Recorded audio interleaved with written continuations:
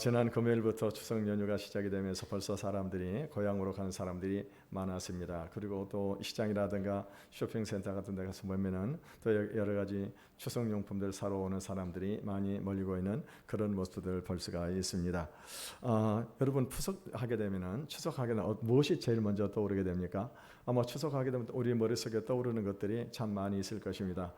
그 중에 보게 되면은 가을이기 때문에 이 풍성한 곡식과 과일들, 그리고 또 밤하늘에 뭡니까 보름달, 저녁이면 보름달이 떠오르지 않습니까? 뭐니 뭐지도 추석하게 되면 송편, 그리고 또 토란국, 또 뭐 성묘라든가 벌초라든가 귀성이라든가 귀향이라든가 이런 것들이 참 우리가 많이 떠오르게 됩니다. 그런데 이 시대가 변하면서 이 추석의 풍경들이 더 이상 기대하지를 않은 것 같습니다. 왜냐하면요, 요즘에 보면은 이 고향을 가는 대신에 많은 사람들이 해외 여행을 많이 떠난다고 하는 것입니다. 이 N뉴스에 보게 되니까 N뉴스에서는 우리나라의 사람들 10분의 1이 해외 여행을 간다고 하는 것입니다. 그런데 이번에 13일부터 18일까지 6일 동안 인천국제공항을 이용해 가지고 회의로 들락거리는 사람들이 하루에 몇 명이냐? 20만 1000명이 하루에 이렇게 공항을 이용한다고 하는 것입니다. 여러분, 20만 명이면 어마어마한 사람들입니다. 공항이 그냥 뭐 꽉 터질 정도로, 그 넓은 공항이 그 정도로 많은 사람들이 해외로 여행을 떠난다고 하는 것입니다. 근데 주로 어디로 많이 가느냐? 멀리 가면 힘드니까 가까운 일본이라든가 베트남, 태국 이런 곳으로 많이 여행을 떠난다고 합니다. 그런데 여행을 떠나지 못한 사람들은 대부분 어떻게 하느냐? 요즘은 또 이 세태가 바뀌어 가지고는요. 이 명절이면 직접 사람을 찾아가지 않고 선물은 택배로 보낸다고 하는 것입니다. 택배로 보내고, 그리고 직접 얼굴을 보지 아니하고, 요즘은 어떻습니까? 이렇게 소통하는 도구들이 많이 있잖아요. 휴대폰도 있고 그래서 SNS라든가 이런 것으로 소통을 하기 때문에 직접 사람을 만나지를 않는다고 하는 것입니다. 근데 이 사람을 만나면 어떻습니까? 사람을 만나기가 두렵다고 하는 거예요. 만나면 이 사람이 엉뚱한 질문을 해가지고 사람을 곤혹스럽게 만드는 그런 질문들을 한다고 하는 것입니다. 너 취직했니? 너 시집은 언제 갈 거니? 너 남자는 있니? 뭐 이런 얘기를 하게 되니까 이 청년들에게 굉장히 이 스트레스를 받게 되어진다고 하는 것입니다. 여러분요, 이 요즘에 보면은요, 이 한복은 고궁에서 이 주로 외국인들이 주로 많이 입고 다닌다고 합니다. 고궁에서. 그리고 떡도 어떻게 합니까? 송편은요, 떡집에서 사 먹은 지가 오래되었다고 하는, 집에서 직접 송편을 빚지를 않는다고 하는 것입니다. 그리고 전도 어떻게 합니까? 전도 시장이라든가 아니면 또 뭐 TV 쇼핑을 통해 가지고 이렇게 구입해 가지고 그래서 이 전을 거기서 먹는 그런 사람들이 지금 많이 늘어나고 있다고 하는 것입니다. 여러분요, 우리나라 추석의 유래는 언제부터 시작이 되느냐? 삼국시대 초로부터 시작이 되었습니다. 그래서 신라 제3대 유리왕 9년에 육부가 있었잖아요. 이 육부 여자들을 이제 두 왕녀가 골라가지고 궁정에서 이렇게 합니까? 이 배를 짜기 시작을 했습니다. 배를 짜가지고 그래가지고 이제 어떻게 합니까? 7월 기망, 그러니까 7월 16일부터 8월 보름까지, 음력으로 보름까지 계속 밤낮으로 배를 짜는 겁니다. 그러고 난 다음에 거기서 이제 최종적으로 이긴 진 팀이 어떻게 합니까? 이 술과 음식을 준비해 가지고 그래서 이것을 대접을 했습니다. 이것을 가배라고 합니다. 그러면서 이제 거기서 가배라고 불렀는데, 이 열왕세식에 보게 되면은 사대부의 집에서는 1년에 4차례, 그러니까 명절마다 산소에 가가지고 제사를 지냈다고 하는 것입니다. 그런데도 아마도 이제 동지라든가 아니면 설날에는 안 가는 사람들이 많이 있고, 그 한식과 그리고 또 언제입니까? 이 추석에는 반드시 추석에 묘소를 방문해 가지고 벌초를 하고, 그리고 거기서 제사를 지냈다고 하는 그런 기록이 남아 있습니다. 중요한 것은 뭐냐면은요, 우리나라는요, 추석날이 되게 되면은 이 문명이 고도화된 그런 이 시대에도 지금도 보면은요, 지금도 조상 귀신들에게 제사를 드리는 그런 가정들이 너무나도 많이 있다고 하는 것입니다. 여러분, 예수 믿는 가정들 가운데도 보기에는 교회는 나오고 있는데도 불구하고, 교회를 수십 년 다니는 그런 사람들임에도 불구하고, 제 주변에도 보게 되면은 이 명절이게 되면은 귀신들을 불러가지고 조상 귀신들에게 제사를 지내는 분들이 없잖아 있는 것을 보았습니다. 여러분, 오늘가 꼭 기억해야 될 것은 뭐냐? 여러분, 이거는 하나님 앞에 가장 큰 죄를 범하는 것입니다. 하나님이 가장 싫어하는 것이 뭐냐? 이 제사를 지내는 것을 하나님이 가장 조상 귀신들에게 제사 지내는 것, 이것을 가장 싫어하시는 것입니다. 그러므로 오늘 본문을 통해서 우리가 하나님을 어떻게 섬겨야 되는지, 또 우리가 만약에 이런 제사를 지내게 될 때 어떤 일이 우리에게 벌어지게 되는지를 본문을 통해서 우리가 살펴보는 시간을 갖도록 하겠습니다. 여러분, 사람들은 자기를 소개할 때 대부분 무엇을 가지고 소개합니까? 명함, 하얀 종이 두꺼운 종에다가 자기 회사 이름, 그리고 자기 그 직함, 직분을 쓰게 됩니다. 그리고 그게 전화번호라든가 이메일이라든가 이런 것을 기록한 명함을 주면서 나는 이런 사람입니다라고 이렇게 명함을 건네지 않습니까? 근데 어떤 사람들은요, 이 명함을 금으로 만들어가지고, 황금으로 만들어가지고 아주 이거 자기를 과시하는 그런 사람들이 있습니다. 여러분, 황금으로 만든 명함을 받아본 적이 있습니까? 없잖아요, 그죠? 그런 명함을 받게 되면 굉장히 귀히 여기게 되고 이것을 절대로 버리지 않을 거라고 하는 것입니다. 여러분요, 그런데 하나님은 어떤 분이신가? 하나님은요, 온 세상을 창조하신 분이십니다. 그렇기 때문에 이 세상 모든 것의 주인이 누구시냐? 바로 하나님이십니다. 그럼에도 불구하고 하나님은 어떤 분이냐? 이 겸손한 성품을 가지고 계시기 때문에 자기를 그렇게 과시하지 않는다고 하는 것입니다. 여러분, 요즘에 사람들을 보게 되면요, 자기를 과시하기 위해서 제일 어떻게 합니까? 제일 중요한 수단으로 쓰는 것이 무엇입니까? 자동차잖아요, 자동차. 여러분이 아무리 그 사람은 사회적인 지위가 있고 그리고 대단한 그런 사람이라 하더라도 뭐 화물차를 타고 다니다거나 경차를 타고 다닌다거나 하면은 대부분의 사람들은 그런 사람들을 어떻게 해요? 대수롭지 않게 생각하게 될 것입니다. 그러니까 요즘에 보면은 젊은 사람들도 어떻게 합니까? 아주 중형차를 끌고 다니고 그러면서 자기를 과시하는 그런 사람들이 많이 있는데, 하나님은 어떤 분이시냐? 하나님은 그렇게 자기를 과시하는 분이야. 하나님은 아주 겸손한 성품을 가지고 계시기 때문에 하나님은 어떻게 하셨습니까? 하나님께서는요, 바로 이 세상에 하나님을 잘 나타낼 수 있는, 하나님을 잘 나타낼 수 있는 한 백성을 하나님께서 선택을 하셨는데, 그들이 바로 누구냐? 바로 이스라엘 백성들이라고 하는 것입니다. 하나님은 이스라엘 백성들이 가나안 땅에 들어가기 전에 시내산 광야에서 그들과 하나님의 백성이 되는 조약의 조인을 하게 하셨습니다.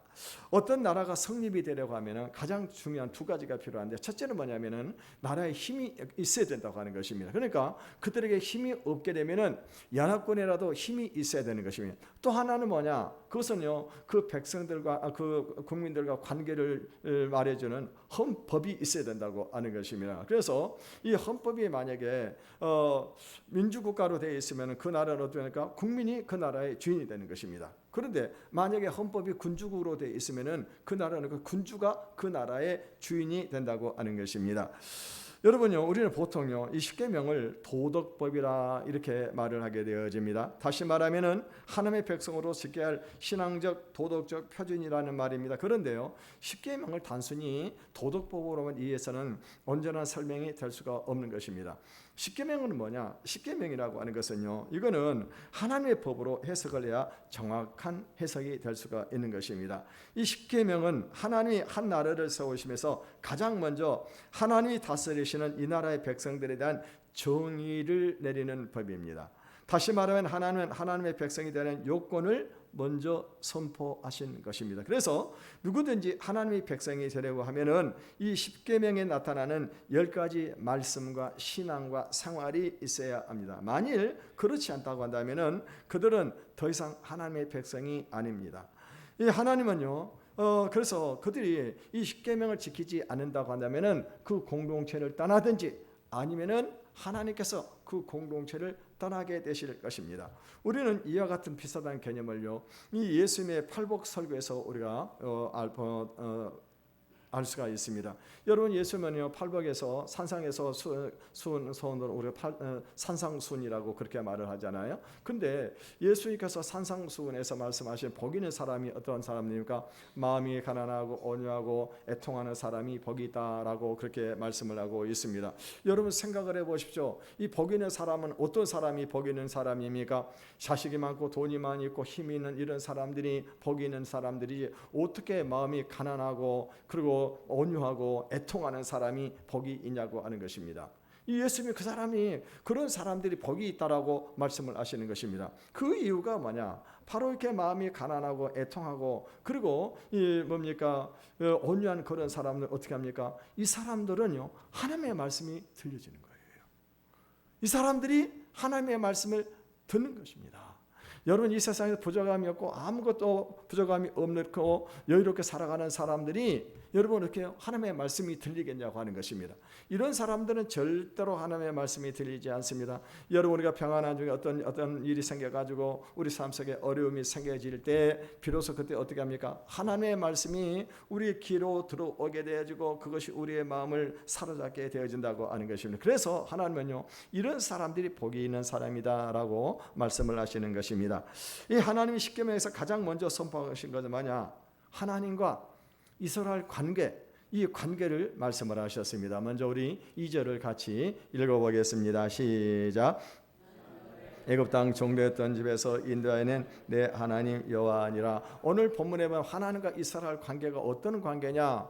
오늘 나는 그랬습니다. 나는 누구? 하나님을 말하는 것입니다. 너는 누구를 말하는? 이스라엘 백성들을 말하는 것입니다. 그러니까 하나님과 이스라엘 백성들은 어떤 관계에 있는가? 그거는 바로 하나님이 애굽 땅에서 430년 동안 종살이를 하고 있을 때 그때 하나님께서 어떻게 하셨어요? 그들을 애굽 땅에서 그들을 이 출애굽을 시키고 그들에게 자유를 주셨다고 하는 것입니다.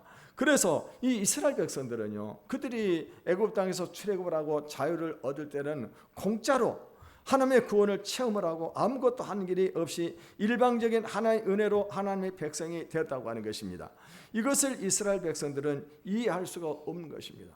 지금 여러분 이것이 우리나라 이스라엘 백성들에게 가장 어려운 문제 중에 하나입니다. 만약에 이스라엘 백성들이 애굽에서 스스로 반란을 일으켜가지고 그래서 그들이 만약에 출애굽을 하고 그리고 자유를 얻었습니다. 그러고 나서 하나님을 찾아가가지고 하나님 우리 하나님 되어주세요 라고 그렇게 말을 했다고 한다면은 아마도 그들은 할 말이 있을 것입니다.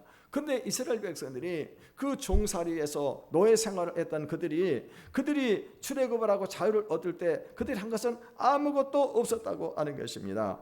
여러분 오늘 말해야 될 것은 뭐냐? 우리가 하나님의 백성이 될 때 우리가 어떻게 하나님의 백성이 되었습니까? 우리가 하나님의 백성이 되기 위해서 우리가 무엇을 위해서 노력하는 것이 아무것도 없다고 하는 것입니다.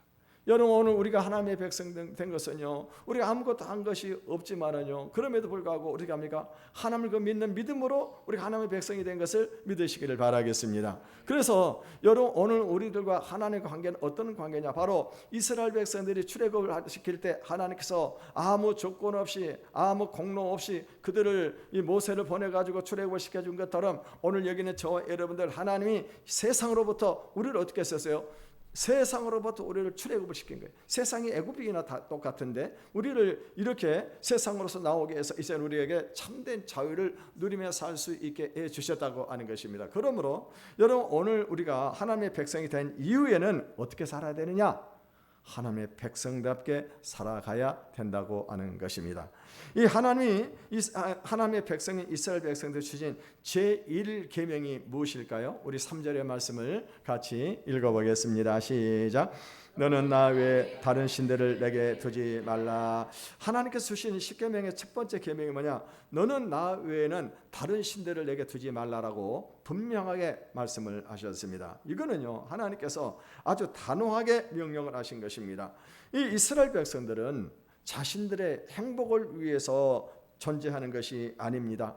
이스라엘 백성들이 존재하는 이유가 뭐냐? 그것은 유일하신 하나님, 그 하나님을 증거하고 나타내기 위해서 존재한다고 하는 것입니다. 그럼에도 불구하고 만약에 그들이 하나님을 나타내지 않고 자신들의 행복을 찾아간다고 한다면은 이 이스라엘 백성들은 그들의 존재의 근거가 없어지게 된다고 하는 것입니다. 여러분 만약에 그들이 하나님을 버리게 되면 어떻게 될까요? 이방 사람들처럼 될까요? 아닙니다. 여러분 이 점을 우리가 꼭 기억해야 돼요. 이 하나님을 만약에 그들이 버리게 되면 어떻게 됩니까? 여러분 하나님이 이 선택한 것은요 거룩하게 구별되는 것입니다. 그런데 이 구별되는 것들은 어떻게 합니까? 그 용도에 맞게 사용되지 않으면 하나님 어떻게 하냐? 폐기를 시키는 거예요. 이게 무서운 겁니다. 그러니까 오늘 거룩하게 택한 말이면 오늘 여기는 저와 여러분들이 하나님의 뜻을 따라 살지 않으면 어떻게 된다고요? 폐기를 시킨다니까요. 이 무슨 말입니까? 무서운 진노의 심판이 있게 됩니다. 여러분 구약의 이스라엘의 역사를 살펴보십시오.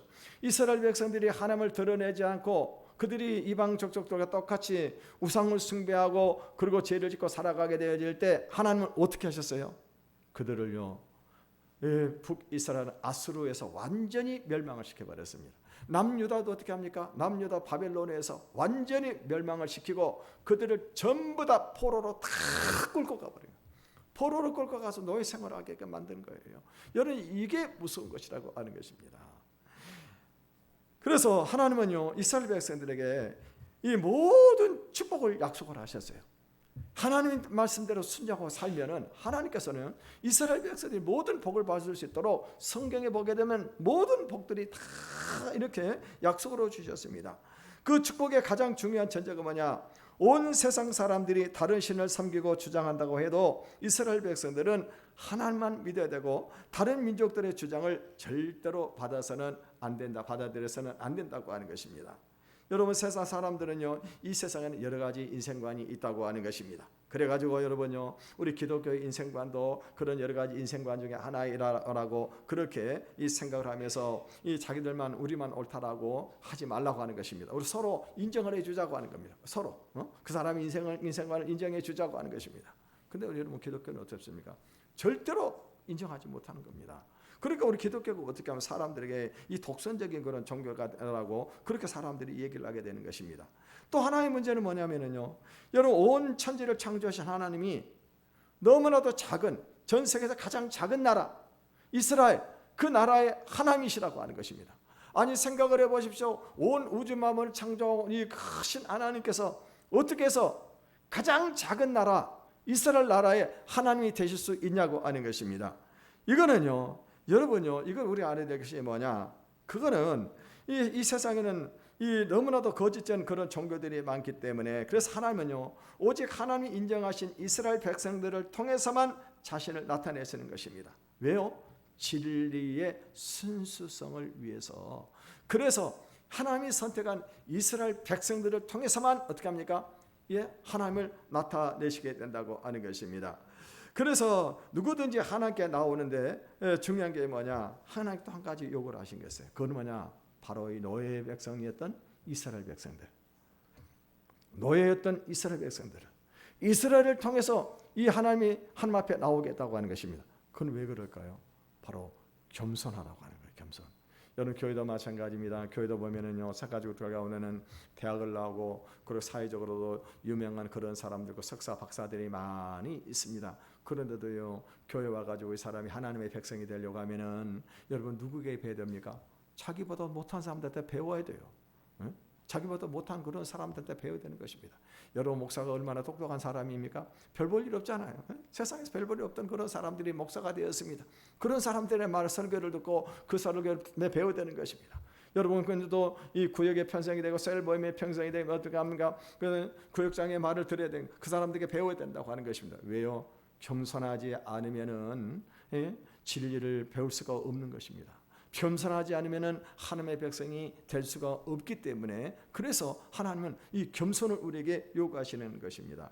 여러분, 우리 인간에게 가장 중요한 것은요, 물론 이 세상에서 망하지 않고 성공적인 삶을 사는 것일 것입니다. 그런데 우리 인생에서 가장 중요한 것이 뭐냐? 정말 하나님이 살아 계시냐고 하는 거예요.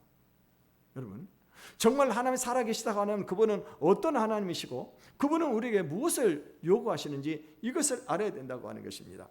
이스라엘 백성들의 존재의 이유는 뭐냐? 이 문명을 꽃피우기 위해서도 아닙니다. 그들이 강한 나라가 되어가지고 다른 나라를 정복하기 위해서 이스라엘 백성들이 존재하는 것이 아닙니다. 여러분, 다윗을 보십시오. 다윗이요, 이 나라가 부강하게 되니까 이제 다른 많은 나라를 정복하기 위해서 어떻게 했습니까? 인구 조사를 했습니다. 그래서 군사의 숫자가 얼마가 되는지 그 인구 조사를 하게 될 때 하나님께서 큰 재앙을 내려가지고 그 징계를 하셨던 것입니다. 여러분요, 이렇게 이 이스라엘 존재의 의미는 뭐냐? 그들이 강한 나라가 되는 것도 아니고 문명국을 이루는 것도 아니라고 하는 것입니다. 이스라엘이 존재하는 이유, 오늘 여기는 저와 여러분들이 존재하는 이유가 뭐냐? 그거는 하나님을 증거하기 위해서입니다. 하나님을 증거하기 위해서. 그래서 여러분, 우리의 모든 생활과 예배와 이 역사를 통해 가지고 하나님을 나타내는 것이 그들이 존재하는 목적이라고 하는 것입니다. 그러므로 이스라엘 공동체 안에는 그 어떤 다른 신들이 존재할 이유가 없는 것입니다. 하나님의 백성들은 하나님의 유일하심을 믿기 때문에 그 어떤 것에서도 우리가 머리를 숙여서 절을 해서는 안 된다고 하는 것입니다. 여러분, 오늘날 이 종교 다원주의라고 하는 그런 말을 씁니다. 종교다원주의라고 하는 건 무슨 말입니까? 다른 종교에도 구원이 있다고 하는 거예요. 구원이 다른 종교도 있다고 하는 것입니다. 그런데 여러분은 어떻습니까? 우리 기독교는요, 절대로 그것을 인정하지 않습니다. 구원은 오직 예수 그리스도 외에는 구원이 없다라고 우리는 주장하고 있는 것입니다. 왜요? 여러분이 우리가 구원을 받는 것은 왜 어떻게 구원을 받습니까? 우리 죄의 문제가 해결이 돼야 된다고 하는 겁니다. 죄의 문제가 해결되지 않고는 절대로 우리가 구원을 받을 수가 없는 것입니다. 그러므로 여러분, 피 흘림이 없이는 죄 사함이 없다라고 성경은 말씀을 하고 있기 때문에 예수 그리스도 외에는 절대로 구원이 없는 것입니다. 여러분, 그래서 우리는 어떻습니까? 다른 종교를 절대로 인정할 수가 없는 것입니다. 그런데 놀라운 것은 뭐냐면요, 우리가 하나님만 두려워하게 되면은 다른 것이 두려울 것이 아무것도 없습니다. 반대로 다른 것들을 이 하나님을 두려워하지 않으면요, 모든 피조물들이 다 두려움의 대상이 된다고 하는 것입니다. 오늘 우리 그리스도인들의 가장 큰 비극이 뭐냐? 자신의 존재의 이유를 모르는 것입니다. 내가 도대체 이 세상에 무엇 때문에 존재하는지 이것을 모르는 그리스도인들이 많다고 하는 겁니다. 여러분, 오늘 우리 그리스도인이 이 세상에 존재하는 이유가 뭡니까? 그것은 우리를 통해서 하나님의 증거를 하기 위해서, 하나님이 어떤 분인가를 우리의 삶을 통해서 증거하기 위해서 오늘 여기는 저 여러분들이 존재하는 것을 믿으시기를 바라겠습니다. 그래서 이 많은 사람들을 제자로 삼아서 가르치고 땅끝까지 복음을 증거해서 하나님의 나라를 확장하기 위해서 오늘 여기는 저 여러분이 존재하는 것을 믿으시기를 바라겠습니다. 두 번째 계명은요, 우상을 만들지 말라고 하는 것입니다. 4절을 같이 읽어보겠습니다. 시작. 우상을 만들지 말고 또 위로 하늘에 있는 것이나 아래로 땅에 있는 것이나 땅 아래 물속에 있는 것에 어떤 형상도 만들지 말며. 여러 사람들이 조각을 하고 어떤 상을 세우는 그런 일들을 많이 하게 되는데, 이 조각을 하는 것은 아마 세 가지 어떤 그런 목적이 있는 것 같습니다. 첫째는 뭐냐면은 이 조각을 하는 것은 어떤 신을 섬기기 위한 종교적인 그런 목적으로 이렇게 만드는 것입니다. 그러니까 이 불교에서 보면 이렇게 부처상을 세워가 만들고, 대부분 이방 종교들 보게 되면은 자기 신들의 형상을 만들어 가지고 이렇게 세우는 것을 볼 수가 있습니다. 또 하나는 뭐냐면은요, 어떤 사람이라든가 어떤 사실을 기념하기 위해서 이 세우는 것입니다. 그러니까 여러분, 인천에 가면 메가더 장군 동상이 있잖아요. 그거 왜 그럴까요? 인천 상륙 작전을 기념하기 위해서 그렇게 세우는 것이고, 우리나라 세종로 사거리에 가 보면은 이순신 장군 동상도 있는데, 그것도 어떻게 합니까? 어떤 그 역사적인 사실을 이 기념하기 위해서 이렇게 딱 세워놓고 있는 것을 볼 수가 있습니다. 근데 어떤 경우는요, 살아있는 사람의 형상을 딱 세워가지고 이렇게 하는 그런 경우들도 있습니다. 이런 거는 대부분 어떤 경우냐, 이런 것들은요, 아주 사람에게 아첨하기 위한, 어떤 경우는요, 종교적으로 이렇게 어떤 거를 아첨하기 위해서 사람들이 어떻게 하면 그런 상을 세우는 거예요. 북한에 김일성 동상이 크게 세워져 있는데 어떻게 합니까? 그거 다 사람에게 아첨하기 위해서 그렇게 세우는 것들이라고 하는 것입니다. 여러분, 하나님은요, 이스라엘 백성들을 애굽에서 인도하여 내신 후에 그들과 언약을 세우면서 그들을 위해서 어떤 하나님의 형상도 만들지 말라라고 그렇게 말씀을 하셨습니다. 여러분, 이게 참 이해가 되지 않습니다. 우리가 생각할 때 하나님의 형상을 만들어 가지고 여기저기다가 만들어 놓고 세워나가게 되게 되면 사람들이 어떻게 할까요? 하나님이 여기도 계시구나. 그러면서 어떻게 합니까? 더 하나님을 두려워할 것 같다는 그런 생각이 들지 않습니까? 근데 왜 하나님께서 그렇게 그런 짓을 못하게 하셨냐고 하는 것입니다. 더 놀라운 것은 뭐냐면요, 이 두 번째 계명에 저주와 축복의 말씀을 추가해 가지고 이 계명을 강조를 하셨다고 하는 것입니다.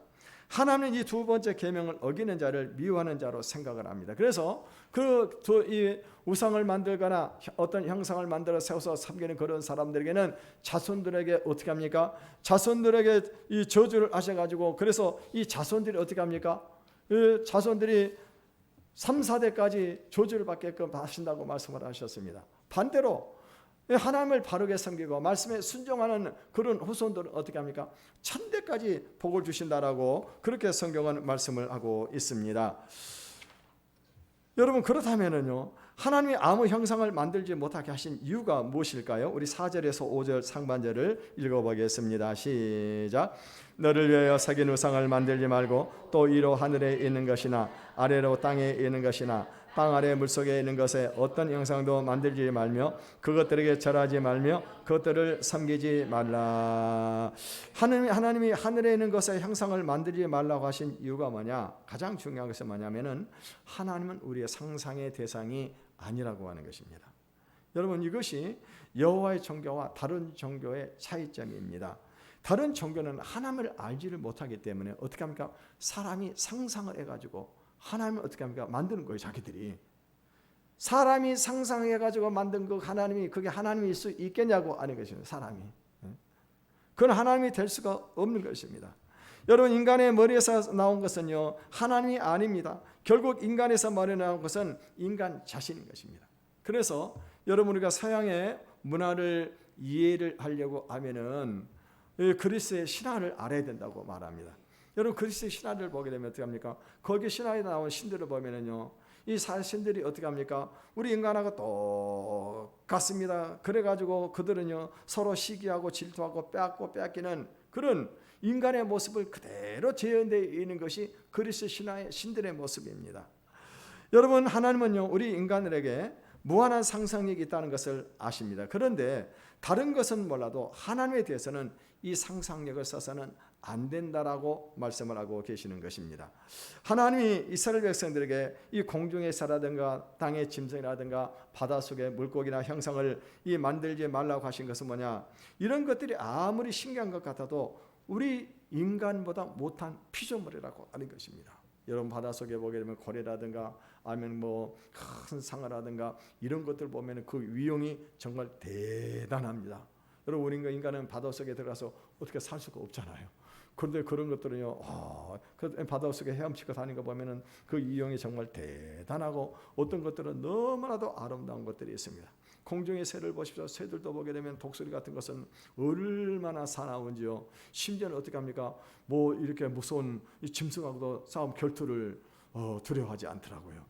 그렇다고 해가지고 그런 것들을 절대로 형상을 만들지 말라라고 그렇게 말씀을 하고 계십니다.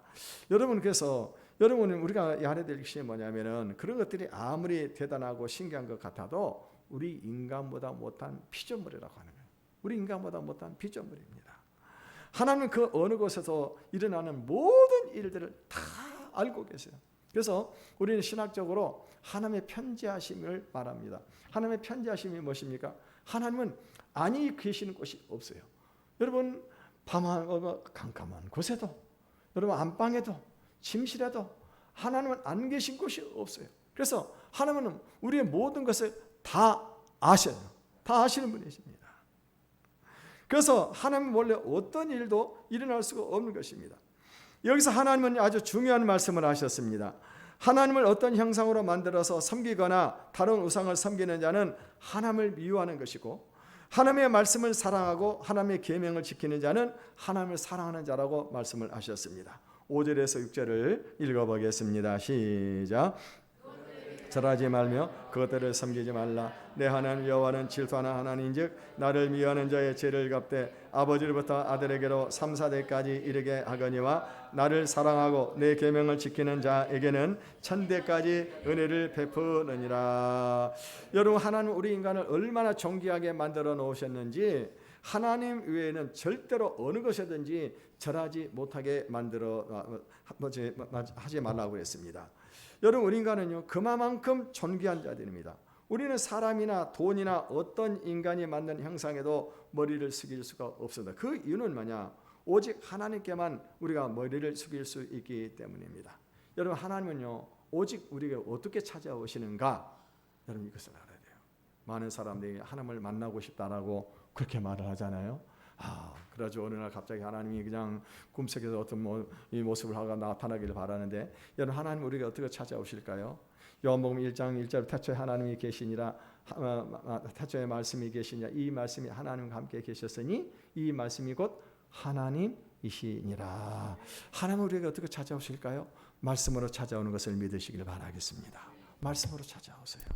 여러분, 우리가 눈으로 보는 것은요 금방 잊어버리게 됩니다. 근데 여러분 말씀은 어떻게 합니까? 이 말씀은 우리 마음을 지배하게 된다고 하는 것입니다. 그래서 이 말씀은 우리가 귀로 듣게 되는데 귀로 들으면 어떻게 하냐? 귀로 들은 이 말씀이 우리 마음 안으로 들어오게 돼야 되는데 이 마음 안으로 들어온 이 하나님의 말씀이 어떻게 합니까? 우리의 생각을 지배를 한다고 하는 것입니다.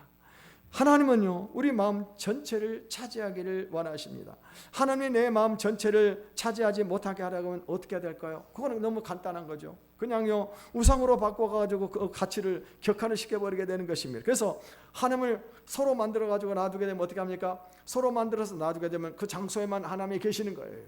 독수로 만들어가지고 그래가지고 주변에 거실에다 딱 놔두게 되면 어떻게 합니까? 하나님은 내 침실에는 들어오지 못하는 것입니다. 내 침실 안에서 일어난 비밀한 일들을 하나님은 전혀 알 수가 없다고 하는 것입니다.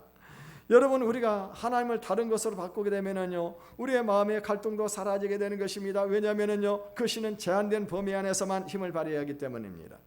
이것은 하나님을 없인 여기는 행위인 것입니다. 하나님을 미워하는 것이고 하나님을 조롱하는 것입니다. 하나님 저는 이 정도만 믿는 것으로도 충분합니다. 더 이상 이제 저에게 이래라 저래라고 하지 마세요. 저는 제 생각이 이미 다 정해져 있습니다.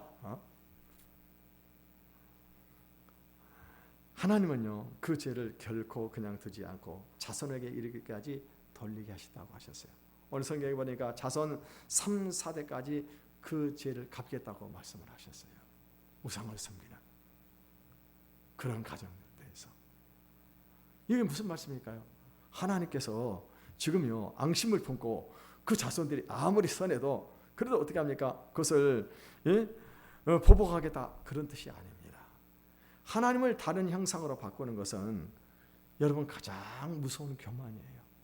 교만입니다. 여러분요 이 교만한 그런 가정에 자라난 아이들은 어떻게 합니까? 부모를 그대로 닮게 되어 있는 겁니다. 그러니까 그런 가정의 자녀들 어떻게 합니까? 그래서 하나님의 말씀을 들을 수가 없는 겁니다. 교만한 가정에서. 여러분 그래서 여러분 신앙생활에 가정생활이 굉장히 중요합니다. 가정생활이. 여러분 자녀들이 훌륭한 그런 신앙을 갖게 되려고 하면은요 교회 안에서 일어난 부정적인 일들을 절대로 가정에 가지고 자녀들 앞에서 얘기해서는 안 됩니다. 목사님이 아무리 실수를 하고 잘못을 해도 이 자녀들 앞에서 교회에 대해서 불평을 하거나 원망하거나 그런 짓을 절대로 해서는 안 되는 겁니다. 여러분 그러면 자녀들이 무엇을 생각하게 되겠어요? 교회에 대해서 부정적인 생각을 하게 된다고 하는 것입니다. 그러면 자녀들이 믿음이 자라나겠냐고 하는 것입니다. 여러분 이런 사람들이 제일 어리석은 사람들입니다. 아무리 교회에서 여러분 교회가 온전한 교회가 있을까요? 온전한 교회는 한 군데도 없습니다. 이 지상에 있는 교회는 온전한 교회가 없어요. 이 지상에 있는 교회는 모두가 전투적인 교회, 다 전투를 하고 있는 그런 영적인 마귀와 싸움을 하고 있는 그런 교회라고 하는 것입니다. 그렇기 때문에 여러분 교회가 교회 우리가 속성을 알아야 되는 것입니다. 죄인들이 모여 있는 것이 이 교회예요. 다 죄성을 가지고 있는 사람들이 다 교회에 모여 있는 것입니다. 그러므로 여러분 교회 안에서 일어나고 있는 걸 부정적인 그런 얘기를 세상에 가서 한다거나 여러분 이게 얼마나 어리석은 사람들입니까? 가정에 가서 자녀들 앞에서 그런 얘기를 안 하는 사람은 정말 어리석은 그런 사람들입니다. 그래서 여러분 이렇게 교만한 그런 사람들은 절대로 복을 받을 수가 없는 거예요. 후손들도 복을 못 받게 되는 것입니다. 이 두 번째 계명에서 하나님은 자신을 질투하시는 하나님으로 소개를 하고 있습니다. 이것은 하나님은 우리에 대해서 어떤 특별한 감정을 가지고 계신다고 하는 것입니다. 여러분 질투라고 하는 것은 어떤 사람 사이에 생기는 걸까요? 서로 사랑하는 사람 관계 속에 생기는 것입니다. 내가 당신을 사랑하면 당신은 나도 그만큼 사랑해야 되는데 내가 당신을 사랑하는데 다른 사람이 상대방이 다른 사람을 사랑하게 되면 어떻게 될까요? 질투하는 감정이 생기게 된다고 하는 것입니다. 그렇다고 해가지고 하나님이 우리처럼 속이 좁아가지고 이 옹졸하다고 하는 그런 뜻이 아닙니다. 사실 하나님은요 우리에 대해서 질투를 느끼실 그럴 이유가 전혀 없으신 분입니다. 하나님이 무엇이 모자란다고 우리 같은 것에 대해서 안달하고 마음이 답답해가지고 질투의 감정을 가지시게 되겠냐고 하는 것입니다. 여러분 하나님은 완전한 분이십니다. 여러분 천사가 없어도요 아무것도 부족함이 없는 분이 바로 하나님이십니다. 그럼에도 불구하고 하나님이 우리를 얼마나 사랑하시는지 오늘 본문에 보니까 질투를 하신다고 그렇게 말씀을 하고 계세요. 그건 뭐냐? 우리와 하나님과 관계에 진실한 관계를 맺기를 원하신다고 하는 그런 의미인 것입니다. 하나님이 우리에게 질투한다고 말씀하실 때 우리가 어떻게 될까요? 너무나도 놀라고 충격받아야 되는 것 아닙니까? 아니 하나님이 도대체 나 같은 사람이 무엇이간데 나에게 대해서 하나님 질투할 정도로 나를 사랑하신다고 한다면요, 여러분 그때부터 우리는 어떻게 하나님을 섬겨야 되겠냐고 하는 것입니다. 무조건 하나님 앞에 굴복을 하는 그런 신앙이 되어야 될 줄로 믿습니다. 그래서 우리 자신을 더욱더 낮춰가지고 오직 그분이 하시는 말씀에 우리의 온 마음을 다해서 복종하시기를 바라겠습니다. 하나님이 이스라엘 백성들에게 다른 어떤 형상도 만들지 말라고 하는 것은 이 구원받은 이스라엘 백성들이야말로 진정한 하나님의 형상이기 때문입니다. 하나님은요 원래 우리 인간들을 하나님의 형상으로 창조를 하셨습니다. 그런데 죄 때문에 우리 안에 이 형상들이 파괴되고 훼손이 되어버렸습니다. 하나님은 새로 한 너의 백성들을 이끌어내셔가지고 그래서 그들에게 은혜를 베풀어 주셔서 그들을 하나님의 형상으로 다시 회복을 시켜주셨습니다. 그래서 이제부터는요 하나님이 그 이스라엘 백성들을 통해 가지고 하나님을 드러내게 하시는 것입니다. 하나님을 나타내게 하신 것입니다. 오늘 여기는 저와 여러분들이 바로 영적인 이스라엘 백성들인 것을 믿으시기를 바라겠습니다. 그래서 오늘 우리는 어떻게 이렇게 살아야 되느냐? 세상에 나가서 우리의 삶을 통해서 하나님이 어떤 분이신가를 드러내는 삶을 살아가시기를 바라겠습니다. 아직도 지금 세상에는요 하나님을 알지 못하기 때문에 이렇게 우상을 만들어서 섬기고 이 조상 귀신들에게 제사를 지내는 그런 많은 사람들이 있습니다. 혹시라도 우리 가운데 그런 분이 있다고 한다면 철저하게 회개하시기를 바라겠습니다. 그리고 그런 제사를 지내고 있는 그런 사람들에게 이것은 다 헛된 일이고 하나님의 진노를 가져오는 무서운 죄악이라고 하는 것을 가르치고, 그래서 우리가 이 명절 기간 동안에 복음을 전해가지고 많은 사람들을 옳은 길로 인도하는 그런 시간이 되시기를 주님의 이름으로 축원을 드리겠습니다.